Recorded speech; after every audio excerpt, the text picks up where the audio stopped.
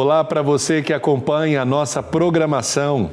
Louvado seja nosso Senhor Jesus Cristo. Está começando agora mais uma edição do Conhecimento da Fé desta semana. Seja bem-vindo, bem-vinda ao seu encontro dedicado ao conhecimento da palavra e da catequese na igreja. Vamos rezar pedindo ao Pai Eterno a sua bênção sobre todos nós, abrindo nosso coração e a nossa inteligência para acolhermos sua palavra, sua vontade, o seu ensinamento. Pai nosso, que estais nos céus, santificado seja o vosso nome. Venha a nós o vosso reino, seja feita a vossa vontade, assim na terra como no céu. O pão nosso de cada dia nos dai hoje. Perdoai-nos as nossas ofensas, assim como nós perdoamos a quem nos tem ofendido. E não nos deixeis cair em tentação, mas livrai-nos do mal. Amém. Ave Maria, cheia de graça, o Senhor é convosco. Bendita sois vós entre as mulheres, e bendito é o fruto do vosso ventre, Jesus. Santa Maria, Mãe de Deus, rogai por nós, pecadores, agora e na hora de nossa morte. Amém. E neste programa eu quero te convidar a fazer parte de nossa família de amor, a família dos filhos do Pai Eterno. Entre em contato com a nossa central de relacionamento para deixar a sua mensagem, para participar deste ou de outros programas, enviar o seu pedido de oração, interagir conosco pelas redes sociais. Faça parte desta família de amor. Ligue para nós ou nos envie uma mensagem pelo WhatsApp 62 3506 9800. Acesse o nosso portal paieterno.com.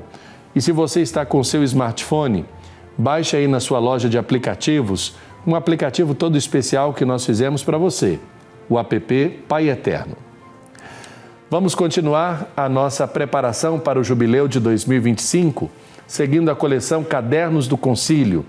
Esta coleção que foi traduzida pelas edições da CNBB, composta por 34 cadernos que nos mostram as grandes constituições do Concílio Vaticano II.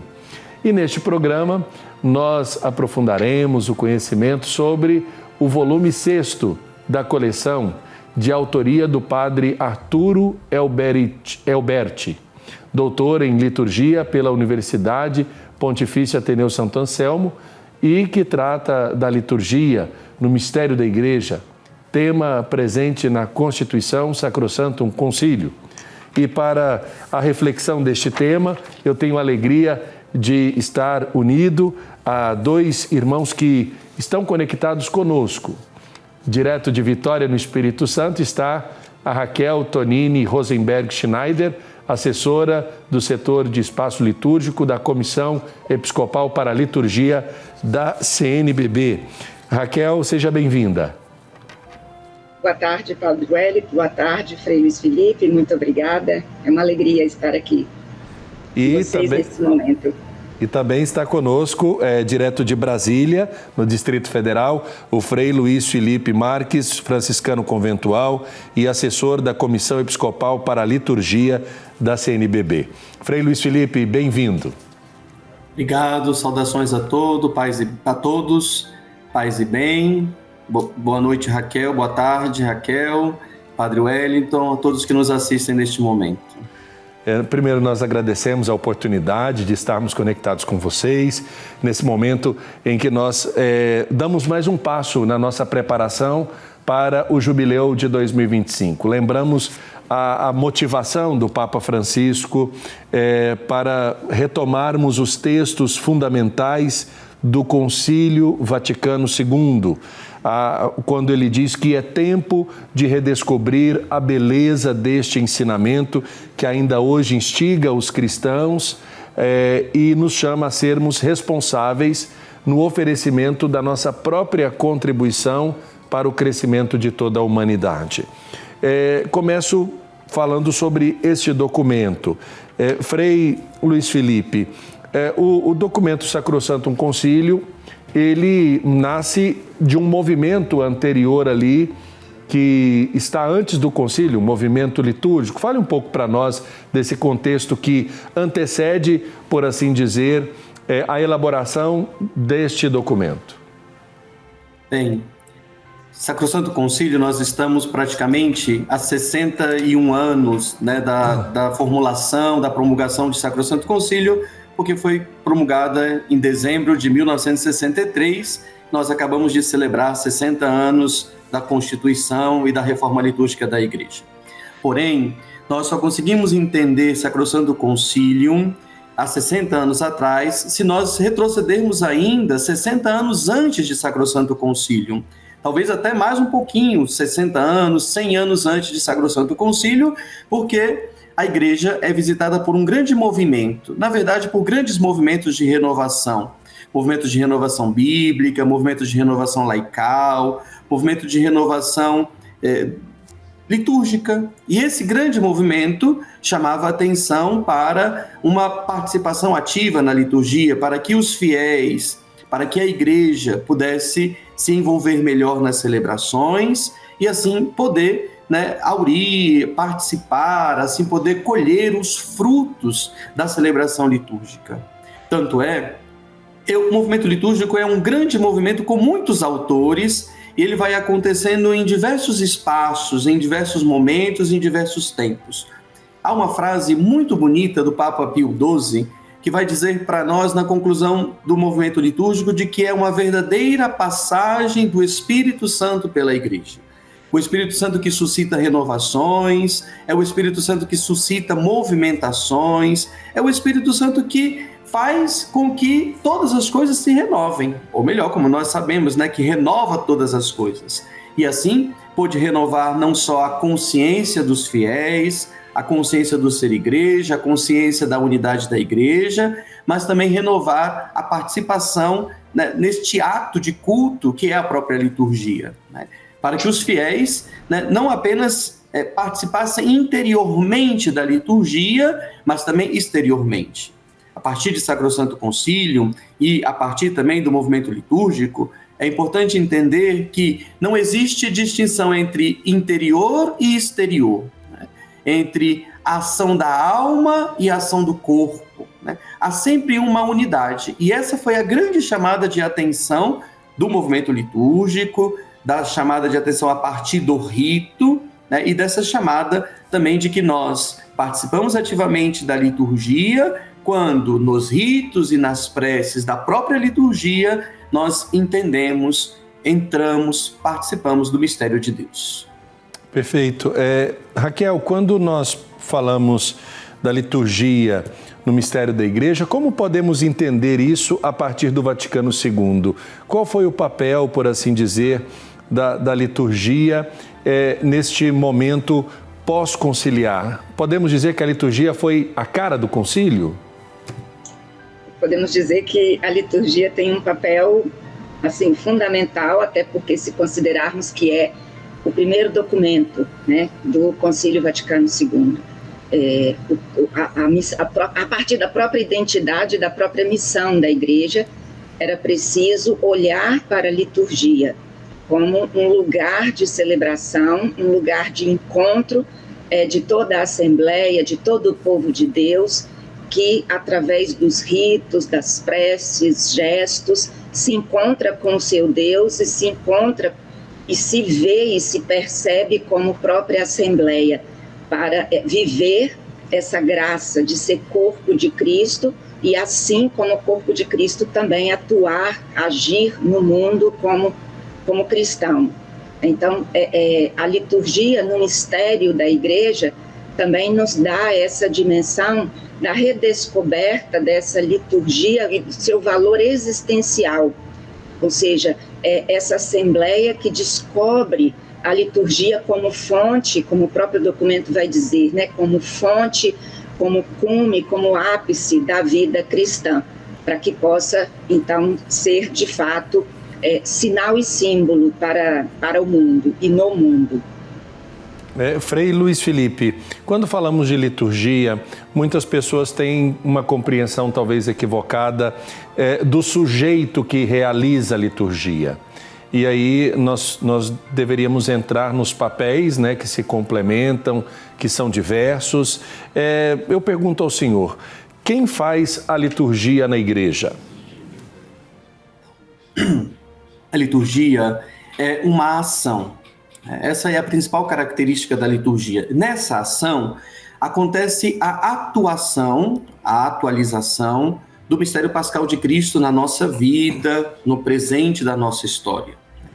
Mas essa ação é realizada, pela própria igreja. Então nós podemos dizer que quem é o fundamento da nossa liturgia? É sempre Jesus Cristo. Ele é o princípio, o fundamento e toda a razão de ser da liturgia.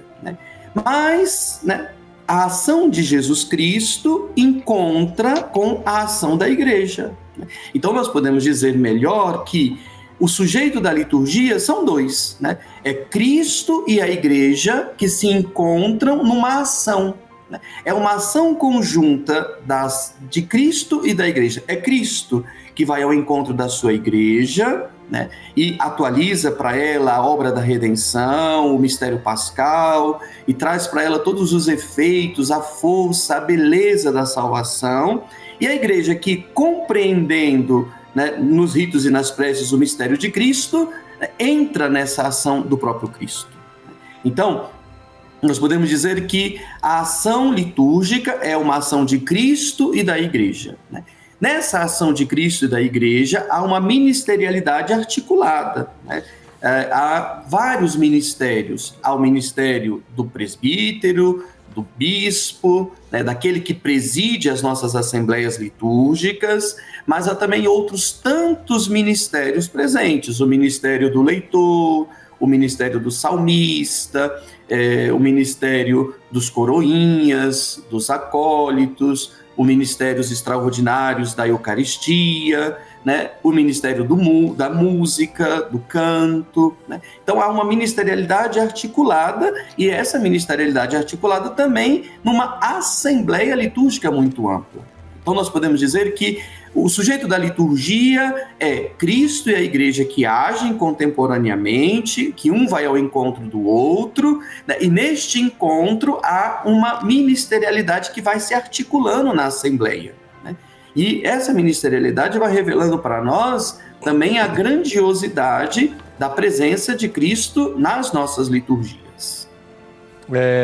Quando nós olhamos para, Raquel, quando nós olhamos para a questão da língua, no caso do vernáculo nas celebrações, e da linguagem que a liturgia assume, nós podemos dizer que é redescoberto aquilo que a tradição da igreja já vinha cultivando e depositando na sua tradição de muitos séculos.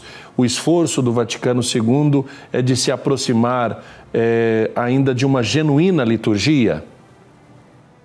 Sim, e veja, a partir até mesmo do que o Frei Luiz Felipe falava, dessa ação que une Cristo à sua igreja, nesse movimento, é necessário que essa igreja, que essa assembleia, compreenda aquilo que está celebrando e aquilo que está rezando. Então, é de fundamental importância que seja celebrado na sua língua, na sua língua original, que possa se compreender, que possa se entender os textos, que possa se responder, porque não é possível que haja uma participação ativa sem que se conheça os textos, sem que se compreenda o que está sendo dito, sobretudo porque, quando nós falamos de uma ação litúrgica, nós falamos de uma dimensão dialógica, existe um diálogo, e um diálogo implica alguém que fala e alguém que responde. Então, essa compreensão é fundamental e é absolutamente necessária. É necessário entender o que se diz para que nós possamos celebrar de fato, essa ação possa acontecer dentro dessa dimensão de corpo de Cristo, unido ao próprio Cristo, o corpo e a cabeça como Cristo total que celebra. Frei Luiz Felipe, muitas das realidades talvez que levaram a um julgamento ou até mesmo um certo equívoco de avaliação do evento pós-conciliar se concentraram na superficialidade, por exemplo, somente da língua e da forma corporal, ou do modo como o sacerdote se posicionava diante da Assembleia e das celebrações. Isso impediu, em grande medida, que os fiéis compreendessem a fundo aquilo que era o desejo do concílio, que está presente nessa Constituição Apostólica Sacrosanto Concílio? Claro, né? Essa interpretação, que é fruto de equívocos formativos, né? É claro que ela prejudica os fiéis nesse entendimento da compreensão litúrgica.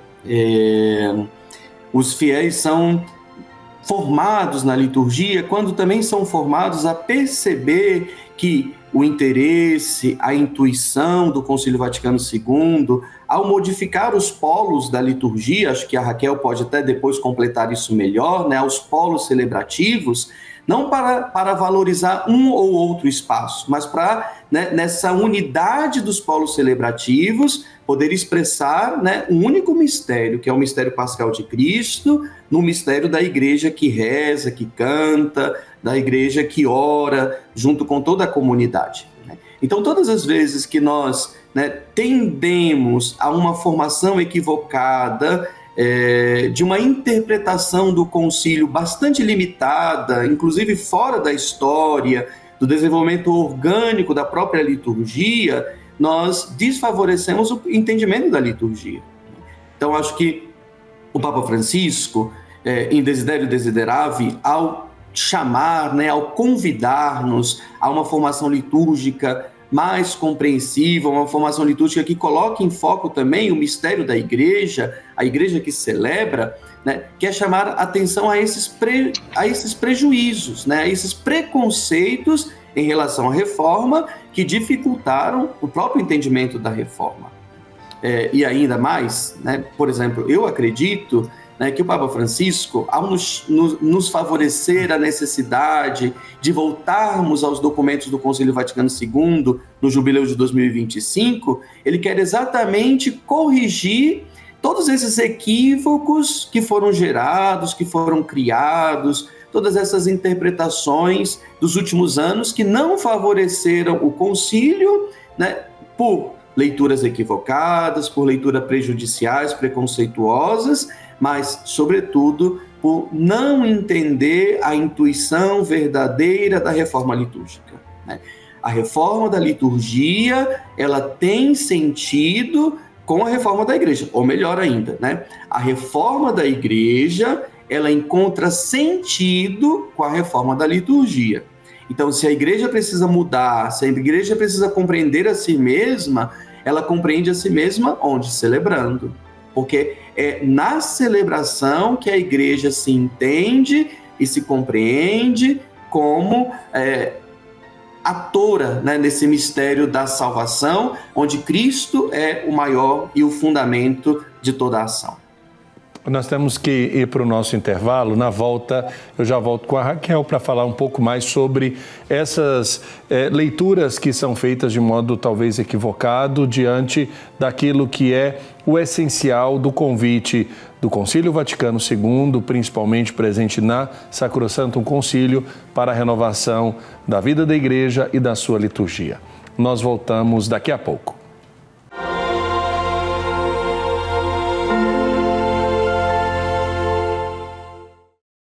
Estamos de volta com o Conhecimento da Fé desta semana, falando sobre o 6º caderno do Concílio, que trata da liturgia no mistério da Igreja. Este subsídio que foi editado aqui no Brasil pelas edições CNBB, foi elaborado pelo Dicastério para a Evangelização, a seção para as questões fundamentais da evangelização no mundo, pelo padre Arturo Elbert, e que hoje nós estamos conversando sobre ele com o Frei Luiz Felipe Marques, franciscano conventual, assessor da Comissão Episcopal para a Liturgia da CNBB, que está em Brasília, e a Raquel Tonini Rosenberg Schneider, assessora do setor Espaço Litúrgico da Comissão Episcopal para a Liturgia da CNBB, que está em Vitória, no Espírito Santo. Raquel, eu volto com você. O Frei vinha trazendo estes elementos que às vezes não nos ajudam, muitas vezes a aprofundar na riqueza deste documento, que é um convite à renovação da vida da igreja. E como o Frei bem disse, a vida da igreja se dá essencialmente, né, ali na celebração da sua liturgia. A partir desses elementos, o concílio nos traz palavras, nos traz realidades que de fato nos colocam numa perspectiva nova sobre determinado aspecto, mas ao mesmo tempo que significa o quê? Voltar às origens, né? Esse retorno àquilo que é próprio da igreja. Então, quando assume essa dimensão de assembleia celebrante, de corpo de Cristo, nós estamos trazendo também imagens, nós estamos trazendo também realidades que exigem de cada um de nós e da igreja como um todo essa mudança. Então, esses elementos, eles vão também se traduzir na organização do espaço, né, para que a liturgia possa, de fato, ser celebrada a partir daquilo que o concílio pede, como o concílio pede. É necessário que esse espaço também se organize. Por quê? Porque enquanto uma ação, como qualquer ação que se realiza num determinado espaço, porque todo o nosso agir, né, nós nos movemos, nós vivemos em um espaço. Então também o espaço em que nós celebramos, na medida em que acontece uma reforma litúrgica, ele também é necessário que ele também seja adequado a essa reforma, para que esses polos agora trazidos, né, de forma mais evidenciados, o resgate da palavra, né, da presença da palavra de Deus, também a centralidade do mistério pascal, o lugar da presidência, como que a Assembleia se posiciona em relação a todos esses elementos, como Assembleia celebrante, implica também no modo que contribuindo ou não para o modo como essa Assembleia vai celebrar. E esse espaço, então, se torna também um lugar adequado e um lugar de possível formação, né? Porque ele é o lugar onde a Assembleia vai celebrar. Sim. Frei Luiz, quando olhamos para o documento, a Sacrosanctum Concilium, no último programa nós falávamos ainda do documento Dei Verbum. E uma provocação que eu fiz ao professor Valmor, o entrevistado de então, foi de que em que medida nós poderíamos mensurar a aplicação deste documento na prática da vida da igreja. Por que eu pergunto isso? Podemos afirmar que o documento já esgotou a sua aplicação ou ainda nós temos muito a redescobrir deste documento que, como o senhor bem lembrou no primeiro bloco, completou 60 anos de sua promulgação? Nós ainda temos muito a redescobrir de Sacrosanctum Concilium, sobretudo a profundidade da sua teologia, a beleza do que é a liturgia que Sacrosanctum Concilium propõe para nós. Ao mesmo tempo, nós já temos um grande efeito deste documento.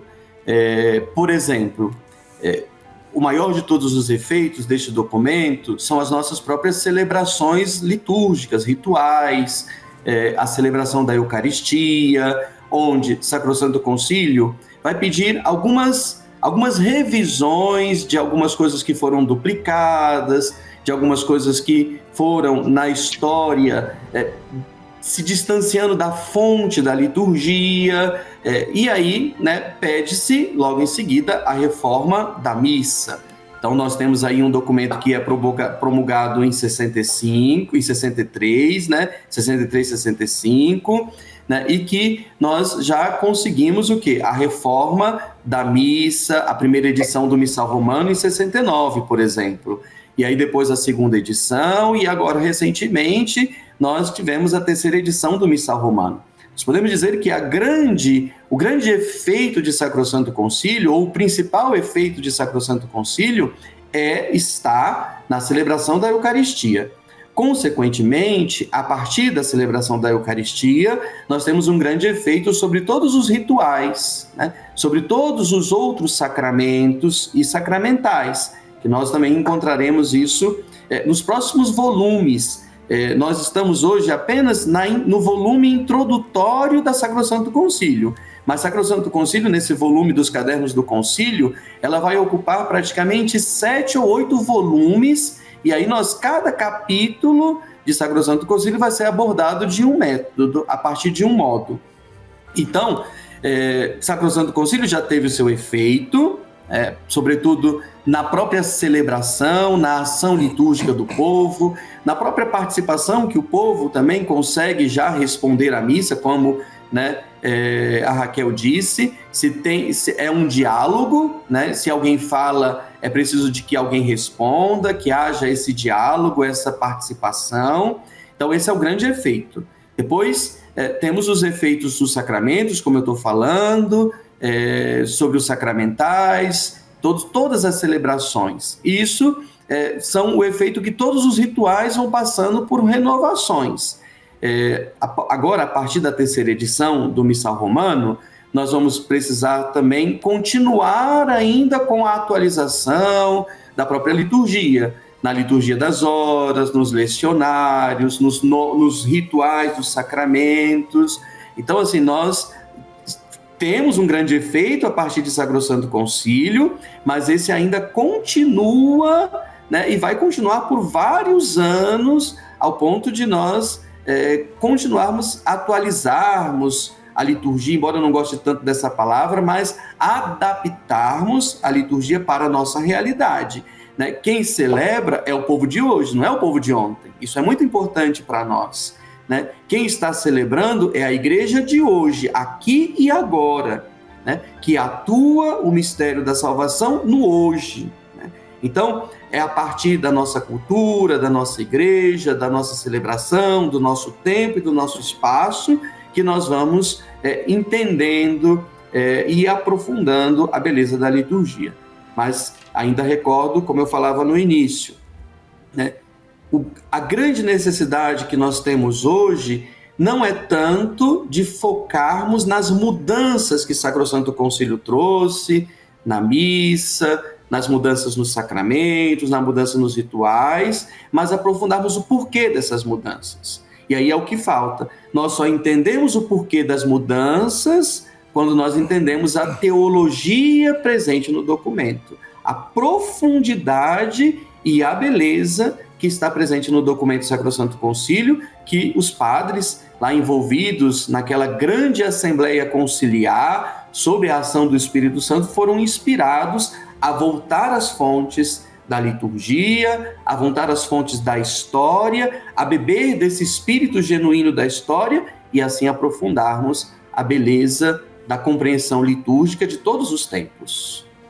Raquel, eu gostaria que você pudesse trazer para nós exemplos desses elementos da liturgia que se relacionam com a vida e a missão das nossas comunidades. Lembrando que existe essa integração, né? Não é uma realidade ou um fato isolado na vida da igreja, mas que busca ser uma continuação na experiência de fé dos fiéis. Então, essa unidade na liturgia de todos os elementos nos mostram, de uma certa forma, duas coisas que o próprio concílio nos traz, e a reforma litúrgica deixa muito claro na Sacrosanto Concílio. Primeiro, a centralidade do mistério pascal. Então, de fato, nós temos um centro. É uma ação que tem um centro. E chegar a esse centro nos coloca a caminho, nos coloca em um caminho. Então, todos esses elementos, eles vão se integrando para que isso se torne uma grande unidade, uma celebração, uma única celebração.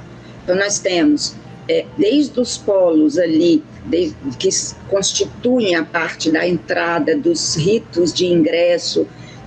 Se nós formos pensar em termos arquitetônicos, a parte ali da acolhida, tendo um adro, a porta, enquanto esse sinal, né, de passagem, né, passar pela porta, a porta que é o próprio Cristo, a fonte batismal, enquanto ali o sacramento de iniciação, né, o primeiro sacramento da iniciação cristã, que nos conduzem depois para esse momento da escuta da palavra. Então, o lugar da palavra é um lugar de destaque, em comunhão, em unidade com todos os demais elementos.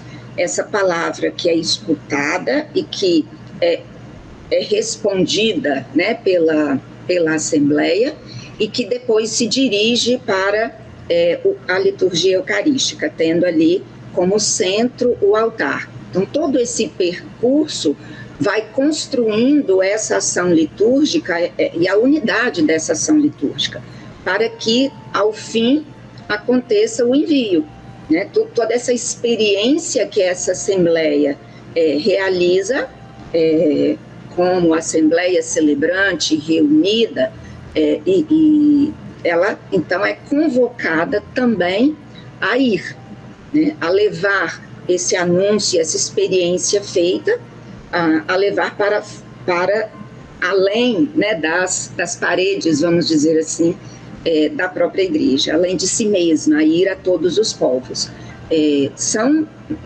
Todo esse conjunto dá um sinal, visibiliza a igreja no mundo, a igreja enquanto construção, mas a igreja enquanto corpo de Cristo. Frei Luiz Felipe, quando o documento, na verdade o caderno 6 do concílio, trata dos elementos que a Constituição Sacrosantum Concílio conclamou toda a Igreja a viver, como o uso da língua vernácula, depois a renovação da celebração eucarística e os novos rituais. Eu queria que o senhor pudesse dar exemplos, para além, é claro, da mudança objetiva que aconteceu na missa, porque para muitas pessoas a coisa ficou somente nisso. E nós que somos da igreja sabemos que não, que muito mais do que isso foi buscado a sua renovação, a sua atualização. Eu queria que o senhor pudesse dar exemplos como é trazido nesse documento. São várias mudanças, né, que aconteceram, sobretudo para favorecer o patrimônio espiritual do povo de Deus, como o próprio documento nos traz, né? Das mudanças específicas que aconteceram, que não foram essas apenas práticas, nós podemos dizer, né, uma das mais belas mudanças que nós vimos em Sacrosanto Concílio é a leitura da Palavra de Deus, né? Abra-se com abundância o tesouro da Palavra de Deus para que os fiéis possam beber dessa fonte. Então, nós podemos dizer que hoje nós temos esse acesso bonito da Palavra de Deus na liturgia por causa do desejo do Concílio Vaticano II, né? E o acesso ainda, né, à Palavra de Deus na nossa língua, né? Porque Deus fala conosco, né? Fala na nossa língua e nós precisamos ouvi-lo como Ele fala conosco, né? Então, a necessidade também do uso da língua viva na liturgia, do vernáculo, como nós utilizamos, né, numa palavra mais oficial, para entendermos que é Deus que fala conosco na nossa língua, no nosso tempo, na nossa realidade, no nosso espaço. Então, eu poderia dizer que essa é uma das grandes novidades, a abertura da palavra de Deus para cada um de nós. Depois, hoje, né, uma das partes que os fiéis mais aproveitam da liturgia ou também se sentem um pouco mais cansados na hora das nossas liturgias, é a própria questão da homilia, né? A homilia é um retorno que o concílio chama a atenção, né? Não que ela não houvesse ou não que ela tivesse ficado excluída, mas ela tinha um outro sentido anterior ao Concílio Vaticano II, né? Então, ao resgatar a palavra de Deus, né, esse anúncio da palavra de Deus, que fala conosco na nossa língua, no nosso tempo, no hoje da nossa história, há uma homilia que atualiza para nós essa palavra, que faz com que nós possamos, na nossa realidade, entendermos a palavra, o Deus que fala conosco aqui e agora. Então nós podemos ter leitura da palavra de Deus, homilia, em seguida as preces, que é a nossa resposta à palavra, a nossa resposta à atualização e o nosso desejo de preces. Por exemplo, essa liturgia da palavra que nós hoje celebramos é uma das grandes novidades que o Concílio traz para nós a partir de Sacrosanto Concílio, né? Resgatar a palavra, resgatar a homilia e, consequentemente, resgatar a prece da comunidade, a comunidade que, ao ouvir a palavra de Deus, sente uma necessidade. E a resposta que a comunidade dá ao ouvir a palavra é fazer um pedido, né? Mas ainda também cantar os louvores com o salmo responsorial. Então, tudo isso são reformas ou mudanças que o Sacrosanto Concílio pede para nós, que muitas vezes nós não sabemos. E aí a gente diz, mas sempre foi assim. Não, nem sempre foi assim. E isso é importante para nós, né? Então eu acho que o uso da língua viva na liturgia, a celebração eucarística renovada e os novos rituais favorecem a nossa entrada no mistério de Deus, mas não só a nossa entrada no mistério de Deus, o nosso encontro com Deus, né? A liturgia é o lugar privilegiado do encontro da Igreja com o seu Cristo. É o lugar privilegiado e fundamental onde a Igreja encontra com o seu Senhor. Papa Francisco vai dizer para nós, a liturgia ou é encontro ou nada é, né? Então, para que a gente possa encontrar o Cristo nas nossas liturgias, ele precisa, né, falar na nossa realidade, falar ao nosso coração, falar no hoje da nossa vida. E isso acontece pelo anúncio da palavra de Deus, né, colocado em prática na nossa história, em ato na nossa celebração, e como a Raquel recordava, né, e nela nós ainda somos enviados à missão. Então, anúncio, ação e envio. Esses são os três grandes argumentos, ou a grande teologia que está presente na reforma litúrgica de Sacrosanto Concílio e que nos ajuda a poder entender esse mistério. Nós vamos fazer a nossa segunda pausa aqui no nosso programa. Na volta, a Raquel vai completar, falando um pouco também sobre o lugar dentro do espaço litúrgico ocupado pela mesa. O documento fala de duas mesas, ou da mesma mesa, a mesa da Eucaristia e da Palavra de Deus. Mas, na volta do intervalo, nós vamos falar sobre o lugar dessa mesa no espaço celebrativo. Daqui a pouco nós voltamos.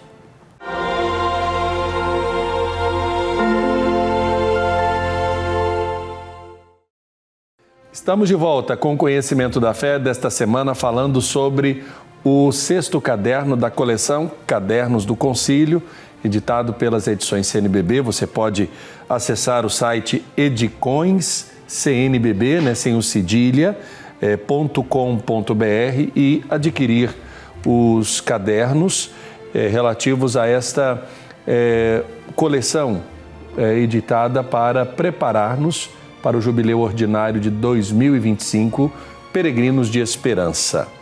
Hoje tratamos do caderno 6, a liturgia no mistério da Igreja.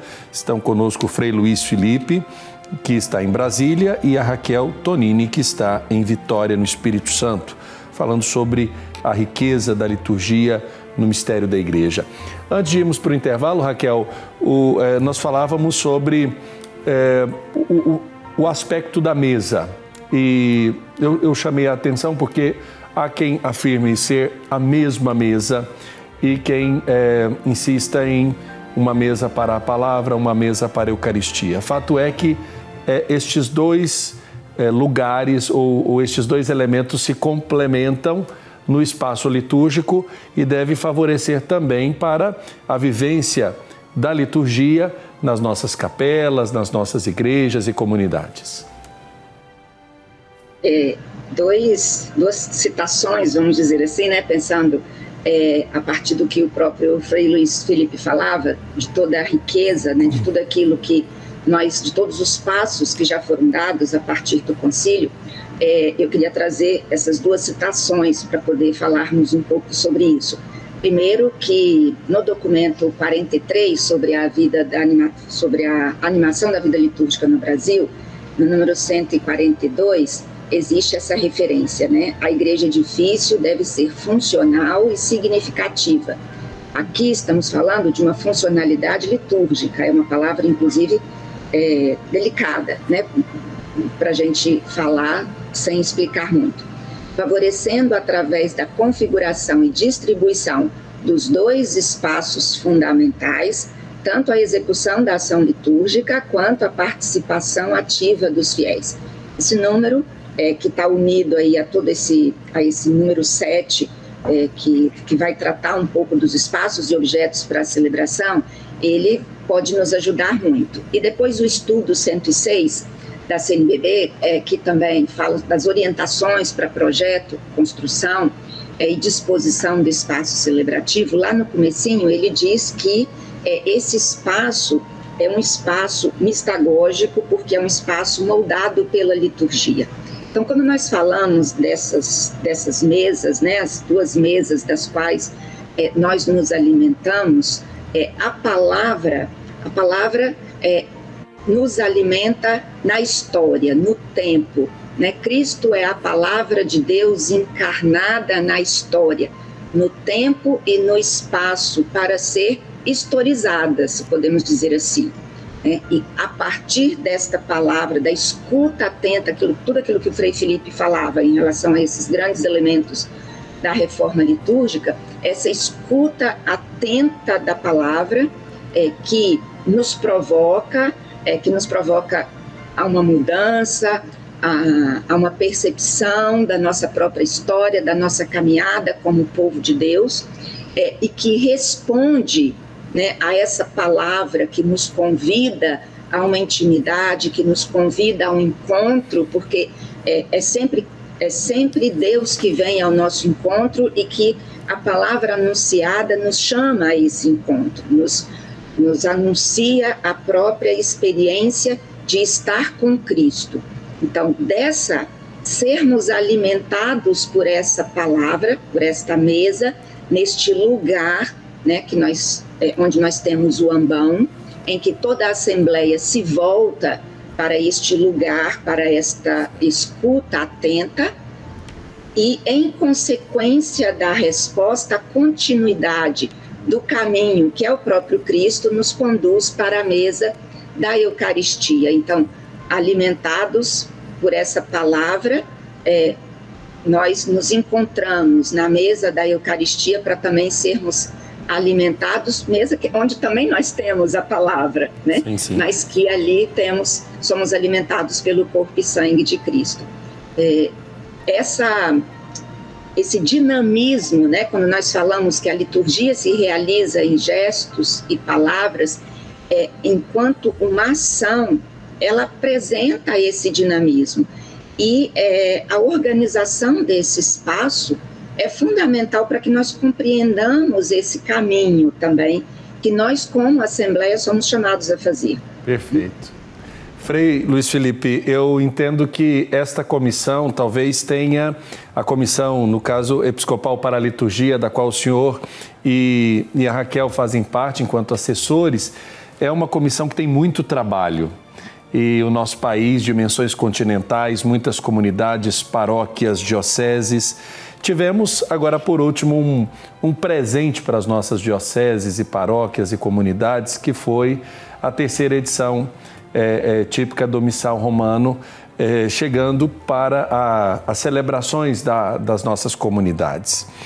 Eu pergunto para o senhor, quais são os desafios atuais que vocês observam para a celebração da liturgia na vida das nossas comunidades e de que forma nós podemos aplicar os princípios desses documentos do concílio para superar esses desafios?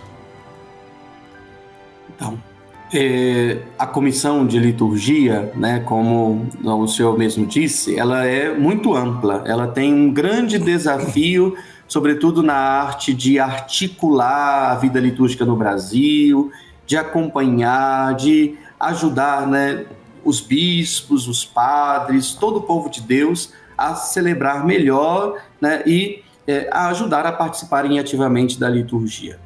O maior desafio nosso, não só no Brasil, mas em toda a igreja, é o grande desafio da formação litúrgica, né?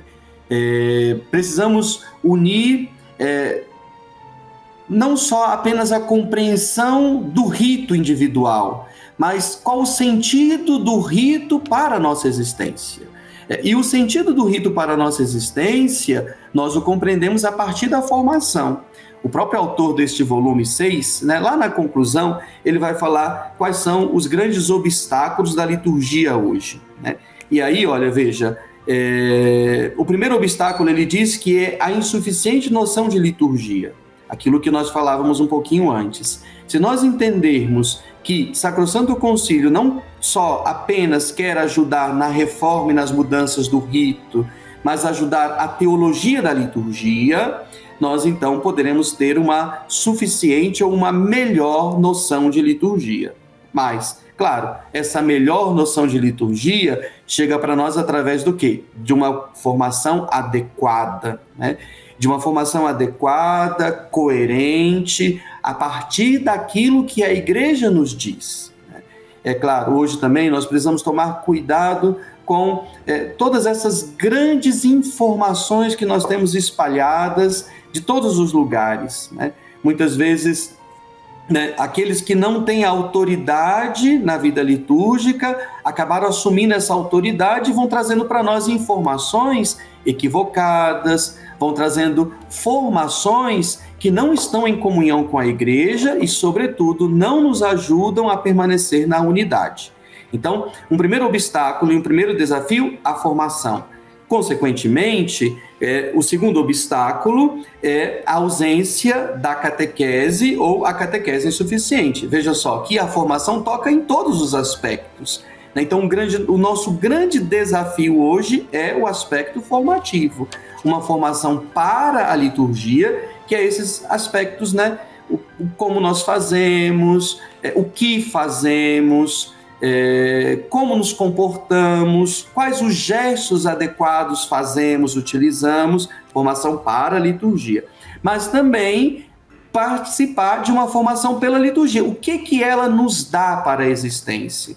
O que ela molda em nós o ser cristão, o ser batizado, né? E essa também é a função da catequese, que nos ajuda a esse bom entendimento. Perfeito. E o terceiro obstáculo que o autor traz para nós é a ausência de uma formação bíblica, mas, sobretudo, a ausência de uma formação em espiritualidade litúrgica. Nós precisamos entender que a verdadeira fonte espiritual da vida da igreja está na liturgia, né? Quanto mais santos nós queremos ser, mais nós celebramos. Acho que aqui está um ponto importante, né? A nossa santidade, que é a nossa santidade batismal, cresce quando nós celebramos, porque a liturgia é a verdadeira fonte espiritual da nossa vida e da vida da igreja. Perfeito.